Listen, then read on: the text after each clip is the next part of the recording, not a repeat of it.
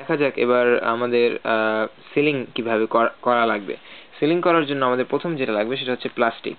এখানে একটা প্লাস্টিকের রোল দেখা যাচ্ছে, এরকম একটা ছোট্ট রোল, চিকন রোল, তবে এরকম বড় বিভিন্ন ধরনের সাইজ, কার্ড অনুযায়ী বিভিন্ন সাইজের রোল কিনে সেগুলোকে কাটতে হবে সাইজ করে।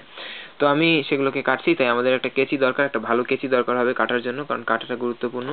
কার্ডের সাইজে কাটতে হবে। যেমন আমি এখানে অনেকগুলোকে কাটছি, কেটে এরকম একটা স্ট্যাক তৈরি করছি অনেকগুলো একসাথে। তো যখন 4-500 কার্ড করতে হবে তাড়াতাড়ি করার জন্য সবগুলোকে একসঙ্গে আগে কেটে এইভাবে রেডি করতে হবে, অর্থাৎ 4-500 পিস কার্ড কেটে রেডি করতে হবে। রেডি করার পরে এটাকে সিলিং মেশিনের সাহায্যে সিল করতে হবে। যেমন এইটাকে আমি সিল করেছি, একটা সাইড সিল করতে হবে, যেমন এখানে একটা সাইড সিল করা, অর্থাৎ এই সাইডটা সিল করা হয়েছে। তো এইভাবে যখন প্রায় 4-500 কার্ড সিলিং করতে হবে একসঙ্গে, যখন সিলিং করা হবে শুধু সিলিং, যখন প্যাক করা হবে তখন শুধু প্যাকিং, এভাবে করলে তাড়াতাড়ি হবে।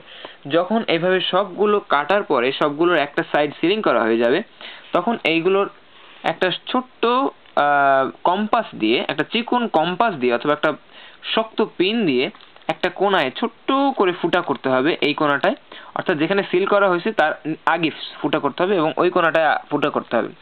ফুটাটা করতে হবে এই জন্য, যখন 4-500 কার্ড একসঙ্গে প্যাকিং করা হবে, সেই কার্ডগুলোকে প্যাকিং যদি করা হয় তাহলে এইটার বাতাসে কার্ডগুলো খুব বড় হয়ে যাবে। যেমন এখানে যে কার্ডগুলো প্যাকিং করা হয়েছে, অনেকগুলো কার্ড একসঙ্গে প্যাকিং করা হয়েছে, আমি প্রত্যেকটা কার্ডের ফুটা করা হয়েছে বলে এগুলো সুন্দর কি বলে এটাকে, মানে সুন্দর স্ট্যাক হয়েছে। আর যদি ফুটা না থাকতো তাহলে এটা অনেক মোটা হয়ে যেত। সেই কারণে ফুটাটা করতে হবে যেন বাতাস বের হয়ে যায় সহজে।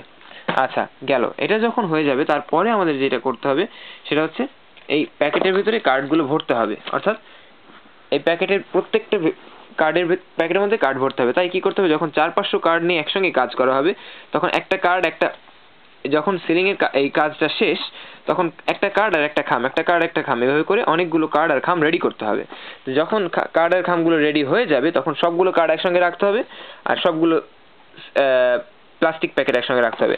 তারপরে কি করতে হবে, প্যাকেটে ভরার কাজ, অর্থাৎ একটা কার্ড আর খাম নিতে হবে, ঢুকাতে হবে। একটা বিষয় গুরুত্বপূর্ণ যে কার্ড আর খাম কিভাবে প্যাকিং করব। কার্ডটা এইদিকে মুখ থাকবে, এনভেলপটার এই দিকটা পেছনে থাকবে, যেন যে কাস্টমার প্যাকিং করা অবস্থায় সে যখন দেখবে এই পাশে কার্ড এই পাশে এনভেলপ, দুইটাই দেখতে পারে সে কিরকম বিষয়টা। আচ্ছা, যখন এটা প্যাকিং করা হয়ে যাবে তখন কি করতে হবে, এটা যখন প্যাকিং করা হয়ে যাবে তখন এই কার্ডটা ঠিক এই প্লাস্টিক প্যাকেটের ভিতরে থাকবে এবং ভিতরে থাকা অবস্থায় এটাকে সিলিং করতে হবে আবারও। এখানে যখন সিলিং করা হয়ে যাবে তখন কি হবে, এটার দুইটা পাশেই সিলিং করা হয়ে যাবে, অর্থাৎ এই পাশটাও সিলিং হবে, এই পাশটাও সিলিং হবে। যখন দুইটা পাশ সিলিং হয়ে যাবে তখন এটা অনেকটা এরকম হবে। এখানে আমার কাছে আরেকটা কার্ড আছে, অনেকটা এই কার্ডটার মতো দেখা যাবে। যেমন এখানে এই পাশটাও সিলিং করা হয়ে গেছে, এই পাশটাও সিলিং করা হয়ে গেছে, এটা তো একটা সিলড জিনিস। এবং এই পাশে এনভেলপ, এই পাশে কার্ড। এই এনভেলপটার উল্টা দিক দেওয়া হয় না, অর্থাৎ এটা ভুল হয়েছে, কিন্তু আমরা সাধারণত উল্টা দিকটা দেবো, অন্য একটা দিক দেবো। এই উল্টা দিক না, অর্থাৎ সামনের যে দিকটা এই দিকটা দেওয়া হবে। আচ্ছা গেল, তারপরে আমাদের কি করতে হবে, যখন প্যাকিং করা হয়ে গেল তারপরে কি কাজ শেষ? না, তারপরেও কাজ শেষ না।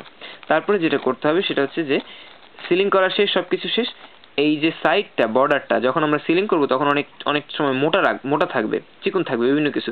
তো এটাকে সমান করে আবার কেটে ফেলতে হবে কেচির সাহায্যে, আবার অন্য পাশ ওইটাও কেটে ফেলতে হবে, দুইটা পাশ সমান করে কেটে তৈরি করতে হবে। এবং যখন এটা তৈরি হয়ে যাবে তখন ঠিক এই কার্ডটার মতো হবে, একটা রেডি সুন্দর কার্ড, যেটা একদম সিলিং করা এবং বিক্রির জন্য এটা উপযুক্ত এবং তৈরি।